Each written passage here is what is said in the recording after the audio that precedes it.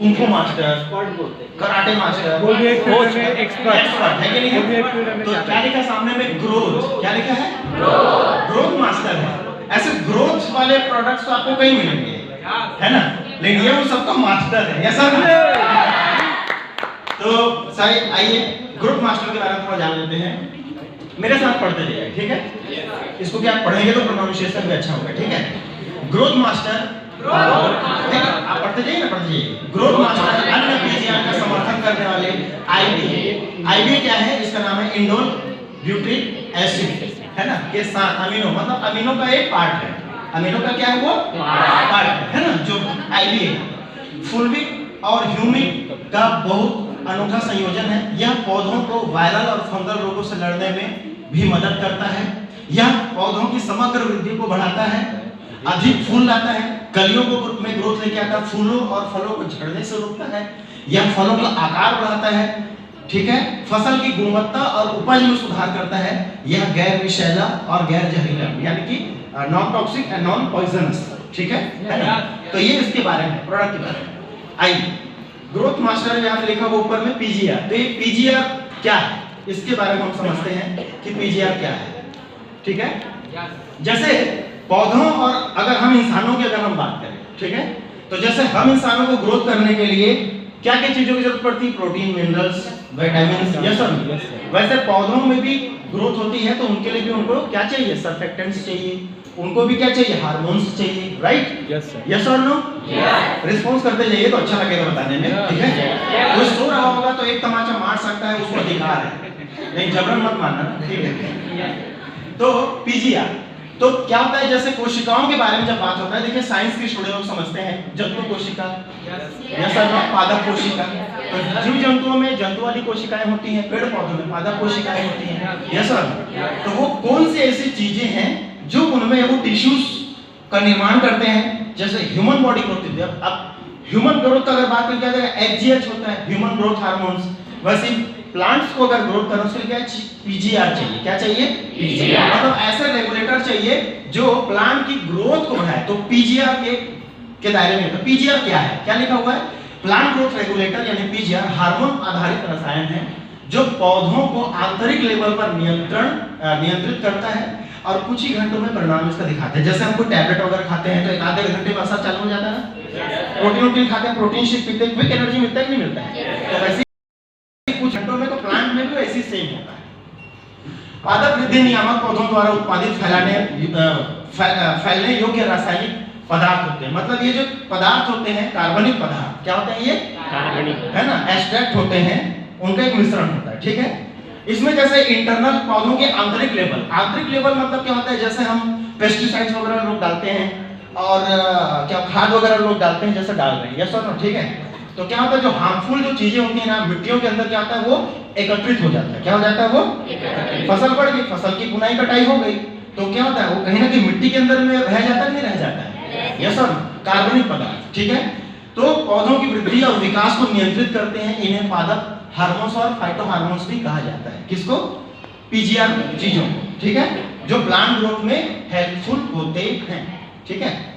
और इसमें अलग अलग कंटेंट जैसे एथिलिक है, एब्सिलिक एसिड है, साइकोटिन है, ये जिबरेलिन है, ऑक्सिन है, ये सब उनमें पदार्थ होते हैं, कार्बनिक पदार्थ, ठीक है? तो ये पीजीआर के बारे में हल्का सा एक इंट्रोडक्शन हो गया, ठीक है? उसके बाद हम बात करते हैं अमीनो एसिड। बॉडी के लिए क्या चाहिए? Essential amino acid and non essential amino acid.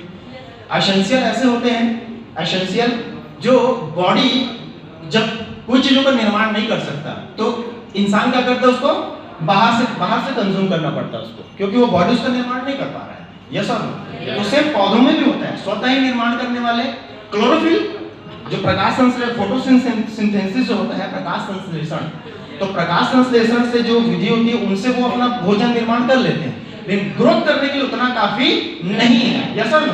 तो उनके लिए क्या चाहिए? अमीनो की जरूरत पड़ती है, अमीनो, राइट? तो अमीनो एसिड आवश्यक पादप यौगिक है जो प्रोटीन का निर्माण खंड नाइट्रोजन, क्योंकि जब किसान क्या करते हैं, जब क्रॉस फार्मिंग करते हैं, धान के बाद में जैसे चने लगा देते हैं या तूर लगा देते हैं, दालें लगा लेते हैं, तो वो क्या करता है? या मिश्रित खेती जब करते हैं, मिश्रित खेती, आपने देखा होगा चने के खेतों में सरसों लगाया जाता है, चने के खेतों में क्या लगाते हैं, धनिया वगैरह भी लगा देते हैं, यस सर। तो क्या होता है, मुफ्त में जो नाइट्रोजन क्या होता है सप्लाई हो जाता है, यस सर। तो अमीनो इस तरीके से अपना काम को सुचारू रूप से बनाए रखता है ताकि पादप जो कोशिकाएं होती है उनमें ग्रोथ आती है, ठीक है। तो क्या होता है, जड़ अधिक रहे, नाइट्रेट की कमी और अमोनियम आसपास से, जैसे होता है ना कि जो पेट्रोलियम जो चीजें होते हैं उसका जो रिसाव होता था वो क्या होता है पेट्रोलियम में चेंज हो जाता है, बट जो उनका जो रॉ मटेरियल बच जाता है, रॉ मटेरियल, यस और नो, ठीक है, वो अपने नाइट्रेट वगैरह में चेंजेस हो जाते हैं। बात समझ आ रही है नहीं आ रहा है, ठीक है। तो अमीनो एसिड कृषि में उसकी भूमिका क्या है, आइए हम थोड़ा समझते हैं कि पौधों में चयापचय यानी कि मेटाबॉलिज्म, ये क्या होता है, ये हम ह्यूमन में भी मेटाबॉलिज्म होता है, नहीं होता है चयापचय, वैसे पौधों में भी होता है, ठीक है। उनके साथ साथ एंजाइम, ये सब आप लोगों ने देखा होगा, एंजाइम एंड चयापचय, मेटाबॉलिज्म, ठीक है। उर्वरकों की उपयोग दक्षता में वृद्धि, मतलब क्षमता में उसकी मदद करेगा, ग्रोथ करने में उसकी क्या करती है, मदद। जैसे लोग जिम जाते हैं तो लोग प्रोटीन वोटीन लेते हैं शेक, तो बॉडी ग्रोथ करने में उनकी हेल्पफुल होती है कि नहीं होती है, खाली डंबल उठाने से थोड़ी बॉडी बन जाएगा, यस सर। वैसे ही मिट्टी की संरचना में सुधार करने का काम, क्योंकि जब पेस्टिसाइड वगैरह जब जाते हैं ना तो मिट्टियों का जो होता है ना, आगे मैं बताऊंगा पीएच के बारे में, वो असंतुलन हो जाता है। तो ये सब चीजों में कहा होता है मिट्टी की संरचना में सुधार का तात्पर्य पीएच वैल्यू से है। तो आगे कंटेंट में है, हम बात करते हैं फसलों की गुणवत्ता में सुधार। फसल ग्रोथ हो जाता है, फसल ग्रोथ हो गई मगर संपूर्ण रूप से ग्रोथ नहीं हुआ। जितने उसमें बीज आए, तो अगर 250 बीज हैं तो देख रहे हैं उसमें 150 बीज सही है, बाकी के 100 बीज में खोखला है, यस सर। तो यहाँ पे लिखा हुआ कि फसल की गुणवत्ता में सुधार, फसल है लेकिन फसलों के दानों में चमक नहीं है, क्वालिटी नहीं है, वजनदार नहीं है, यस सर नो। तो ये चीज, ये इंस्ट्रेट उसमें काम आएगा। पौधों का संपूर्ण विकास, जब पौधे छोटे होते हैं, नाटे होते हैं, तो उसमें जो बीज आते हैं, बालियां जो निकलती है, चाहे गेहूं की हो चाहे वो धान की हो, बहुत कम मात्रा में निकलते हैं। लेकिन जब वो पूरी तरीके से ग्रोथ हो जाता है, जब वो हाइटेड होते हैं, बालियां क्या निकलती है, एकदम स्टाइल्स, एकदम, यस सर नो, है ना, सही ना, है ना, इस तरीके से। तो पहला क्या है, पौधों का संपूर्ण विकास। उसके साथ पौधों में तनाव के, क्या लिखा है, तनाव के प्रति प्रतिरोध। पौधों में तनाव, जैसे इंसान को टेंशन हो जाता है ना हम लोगों को, वैसे पौधों को भी टेंशन होता है, ठीक है। ये साइंटिफिक भाषा है। तो ये अमीनो का काम होता है ऑलमोस्ट ग्रोथ करने में, ठीक है। हम थोड़ा इसको स्टडी करते हैं। पानी का जो पीएच वैल्यू होता है, जो सेवन की जो कैटेगरी होती है, 7 से अगर नीचे हो, मिट्टी में भी पीएच होता है, ठीक है।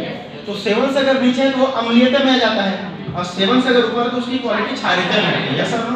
तो क्या होता है, जो ये जो मिट्टी की जैसे पीएच वैल्यू होती है, ठीक है, वहां लिखा हुआ है क्षारीयता के स्तर से पता चलता है कि 0 से 14 तक होता है। 7 से कम होने पर अम्लीयता में यहाँ लिखा हुआ है, और 7 से ऊपर होने पर वो क्षारीयता में होती है। तो 5.5 और 7.0 के बीच अगर है तो समझ लेना कि मिट्टी भी उतनी बुरी नहीं है, उसकी क्वालिटी मतलब एक मेजरमेंट है, यस सर। क्योंकि हर जगह का पानी का जो पीएच वैल्यू होता है एक जैसा थोड़ी होता है। आप यहाँ का पानी देख लीजिए, फिर पहाड़ों में जो पानी उतरता है उनको देख लीजिए, नदी का पानी, कुएं का पानी, जल भी कई प्रकार का होता है।